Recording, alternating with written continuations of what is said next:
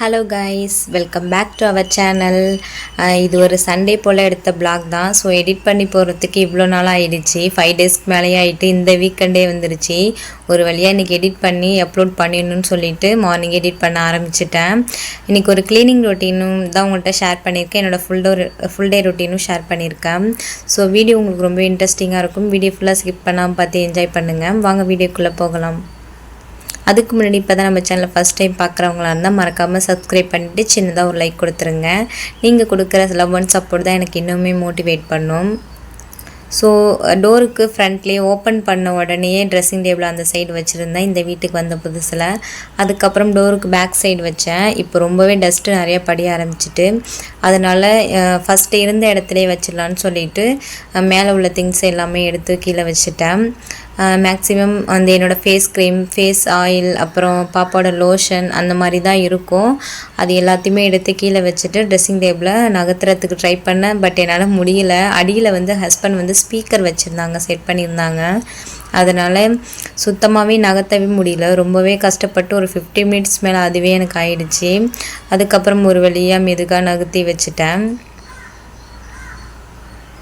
அப்புறம் கம்மிங் 20 வந்து பாப்பாவுக்கு ஃபஸ்ட்டு பர்த்டே வருது இந்த மாதம். எனக்கு வந்து 12 வருது. 12 அன்றைக்கி எனக்கு பர்த்டே, பாப்பாவுக்கு 20 அன்றைக்கி பர்த்டே. ஜூலைலேயே ஒரே மந்த்லேயே எங்கள் 2 பேருக்கும் பர்த்டே வருது. ஆனால் பாப்பாவுக்கு இதுதான் ரொம்ப ஃபஸ்ட்டு பர்த்டே. எங்களுக்கு ரொம்பவே பிடிச்ச நாள்னு கூட சொல்லலாம். அந்த 20 அன்றைக்கி அவள் கடவுள் கொடுத்த கிஃப்ட் அவள் எங்களுக்கு. ஸோ பர்த்டே வந்து ஊரில் போய் வச்சு ஃபங்க்ஷன் கொண்டாடலான்னு சொல்லிகிட்டே இருக்கிறோம். ஊருக்கு தான் போய்டுவோம். நெக்ஸ்ட் வீக் வந்து ஊருக்கு போகலான்னு சொல்லிகிட்டே இருக்கிறோம். ஸோ ஊருக்கு போயிட்டு பாப்பாவோட பர்த்டே அப்படின்னு என்னென்னலாம் பண்ணுறோன்னு சொல்லிவிட்டு கண்டிப்பாக உங்கள்கிட்ட விலாக் மாதிரி ஷேர் பண்ணுறேன். ஸோ ஒரு வழியாக எப்படியோ ட்ரெஸ்ஸிங் டேபிளை நகர்த்தி இந்த கொண்டு வந்துட்டேன். அதுக்கப்புறம் அதில் வந்து என்னோடய ஹஸ்பண்ட் ஃபோட்டோ ஒன்று வச்சுருந்தேன். 2 இயர்ஸ் ஆகிடுச்சு எங்களுக்கு மேரேஜ் ஆகி. அந்த ஃபோட்டோ வந்து அதிலே தான் இருந்துச்சு. எப்பயுமே எடுக்கவே மாட்டேன், எப்பயுமே அதிலே தான் இருக்கும். ஸோ இன்றைக்கி தான் எடுத்துகிட்டு அதை ஃபுல்லாக டஸ்ட்டெல்லாம் க்ளீன் பண்ண துடைக்கிறதுக்காக. ட்ரெஸ்ஸிங் டேபிளுக்குள்ளே பார்த்திங்கன்னா இவ்வளோ திங்ஸ் இருக்குது. நான் ரெகுலராக யூஸ் பண்ணுற திங்ஸ் மட்டும் நான் இதில் வச்சுப்பேன். அது எல்லாமே இதில் இருந்துச்சு. எல்லாத்தையுமே எடுத்து மேலே எடுத்து வச்சுட்டேன் ஒன் பை ஒன்னாக. தேவையில்லாதது தேவை உள்ளதுன்னு சொல்லிவிட்டு தனித்தனியாக பிரித்து வச்சுட்டேன். ட்ரெஸ்ஸிங் டேபிளில் பார்த்தீங்கன்னா இவ்வளோ டஸ்ட் இருந்துச்சு. நிறைய டஸ்ட்டெல்லாம் படிஞ்சு போயிருந்துச்சு. ஸோ அது எல்லாமே ஒரு கிளாத் வச்சு தொடச்சிட்டு அதுக்கப்புறம் ஒரு பிளாஸ்டிக் பாக்ஸில் தனித்தனியாக ஆர்கனைஸ் பண்ணி வச்சுட்டேன். லிப்ஸ்டிக் தனியாக, அப்புறம் மை எல்லாமே தனித்தனியாக, கிளிப்பு, ஹேர் பேண்டு, பாப்பாவோட ஹேர் பேண்டு, நெயில் கட்டர்னு சொல்லிவிட்டு நெயில் பாலிஷ் எல்லாமே தனித்தனியாக எடுத்து வச்சுட்டேன். அப்புறம் ஒரு பென்னு, ஹஸ்பண்டோட வாட்ச் இருக்குது. அவ்வளோதான். நாங்கள் ரெகுலராக டக்குன்னு எடுக்கிற மாதிரி அந்த திங்ஸை மட்டும் அங்கே வச்சுருக்கேன். அப்புறம் மிரருக்கு பக்கத்தில் கொஞ்சமாக வந்து இந்த பாடி லோஷன், ஃபேஸ் வாஷு இதெல்லாமே வச்சுருக்கேன். க்ரீம், பாப்பாவோட பவுடர் இதெல்லாமே வச்சுருக்கேன். அப்புறம் ஓவராலாக பார்த்திங்கன்னா இந்த அளவுக்கு தான் இருந்துச்சு. கொஞ்சம் நீட்டாக இருந்துச்சு பார்க்குறதுக்கே.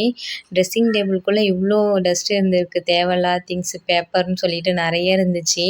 அதை எல்லாமே கூட்டி க்ளீன் பண்ணி அள்ளி டஸ்ட்பினில் வச்சுட்டேன். ட்ரெஸ்ஸிங் டேபிள் க்ளீன் பண்ணதுக்கே இவ்வளோ இருந்துச்சு. ஸோ ஒட்டு மொத்தமாக க்ளீன் பண்ணால் எவ்வளோ இருக்குன்னே தெரியல. ஒன்று ஒன்றா க்ளீன் பண்ணலாம் அப்படின்னு சொல்லிட்டு பிளான் பண்ணியிருக்கேன். டைம் பார்த்திங்கன்னா 2:30க்கு மேலேயே ஆயிடுச்சு. குக்கிங் பண்ணவே இல்லை. மார்னிங் எழுந்ததுமே தண்ணி பிடிக்கல, மதியமும் தண்ணி பிடிக்கல, சமைக்கிறதுக்கு தண்ணியே இல்லை சுத்தமாக. அப்புறம் ஒரு வழியாக அக்கா கிட்டலாம் கேட்டு அக்கா வீட்டிலேருந்து தண்ணி வந்து அதுக்கப்புறம் குக்கிங் ஸ்டார்ட் பண்ணேன். அவிஷன்முகி மாதிரி பரபரப்பாக வேலையெல்லாம் போயிட்டு இருந்துச்சு. கொஞ்சம் புதினா மல்லித்தழைலாம் இருந்துச்சு, அதெல்லாம் க்ளீன் பண்ணி வச்சுட்டேன். சண்டே ஸ்பெஷல்னு பார்த்திங்கன்னா சிக்கன் தான். சிக்கன் பிரியாணியும் கொஞ்சமாக குழம்பும் வச்சுருந்தேன். ஸோ எப்பயுமே வந்து 1 பார்ட் ரைஸாகவே வச்சுருது. ரொம்ப ரேர் ஒயிட் ரைஸ் வச்சு சாப்பிட்றது எல்லாமே இப்போலாம் ரொம்ப ரேர் ஆகிடுச்சு. சிக்கன் வாங்கிட்டு வந்தாலே டக்குன்னு வந்து 1 பார்ட் ரைஸ் தான், பிரியாணி வச்சிடலாம் அப்படின்னு சொல்லிட்டு இப்படி தான் தோணுது.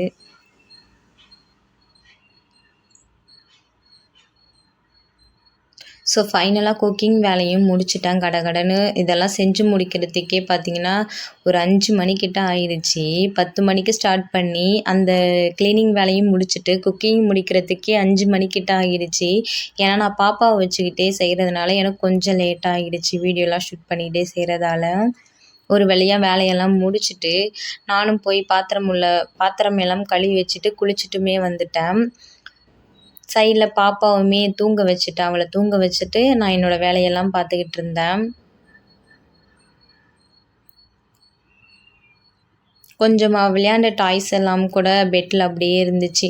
ஸோ அதையுமே நீட் பண்ணி வச்சுட்டு அதுக்கப்புறம் தான் குளிச்சுட்டு வந்துட்டேன். குளிச்சுட்டு வந்ததும் பார்த்திங்கன்னா மணி ஒரு 5:30 கிட்ட ஆகிடுச்சு. அதுக்கப்புறம் சாப்பிட்லான்னு சொல்லிட்டு சாப்பாடு எடுத்து வச்சு நான் மட்டும்தான் சாப்பிட்டேன். ஹஸ்பண்ட் கூட அன்றைக்கி லஞ்சு சாப்பிட வரல. நான் மட்டும் சாப்பிட்டுட்டு பாப்பாவும் நானும் ரெடி ஆகிட்டு அவங்க அத்தை வீட்டுக்கு போகலான்னு சொல்லிட்டு கிளம்பிட்டோம். கொஞ்ச நேரம் அங்கே போய் பாப்பா இங்கே தனியாக இருக்கதால் அங்கே அவங்க அக்கா தம்பி எல்லாம் இருக்காங்க, அவங்க கூட ஜாலியாக விளையாடுவான்னு சொல்லிட்டு அங்கே அழைச்சிட்டு போயிடுவேன். அக்கா வீட்டுக்கு போனதும் பாப்பா கொஞ்ச நேரம் விளையாண்டுக்கிட்டு இருப்பா. நான் அக்கா கூட ஜாலியாக அப்படியே பேசிக்கிட்டு இருப்பேன். அக்கா அப்படியே ஃபஸ்ட்டு ஏறும்போதே ஸ்டெப்ஸ் எல்லாம் பார்த்திங்கன்னா ஒரே கார்டனாக இருக்கும். நிறைய செடியெல்லாம் வச்சுருப்பாங்க. பார்க்குறதுக்கே நல்ல ஒரு பாசிட்டிவ் வைப்பாக தான் இருக்கும் அது. நல்லா பசுமையாக இருக்கிறதெல்லாம் பார்த்தாவே நல்லாயிருக்கும் இல்லையா? அது எல்லாமே பார்த்துட்டு அதுக்கப்புறம் தான் நான் உள்ளேயே போவேன் எப்பயுமே. ஸோ நம்ம இந்த வீடியோவோட எண்டுக்கு வந்துட்டோம். வீடியோ உங்களுக்கு ரொம்பவே பிடிச்சிருக்குன்னு நினைக்கிறேன். வீடியோ பிடிச்சிருந்தா சின்னதாக ஒரு லைக் கொடுங்க. இப்போ தான் நம்ம சேனலை ஃபஸ்ட் டைம் பார்க்குறவங்களா இருந்தால் மறந்துடாமல் சப்ஸ்கிரைப் பண்ணி பெல் ஐக்கானையும் கிளிக் பண்ணி வச்சுக்கோங்க. ஸோ இதே மாதிரி நாளைக்கான ஒரு இன்ட்ரெஸ்டிங்கான வீடியோவில் பார்க்குறோம். அது வரைக்கும் பாய்.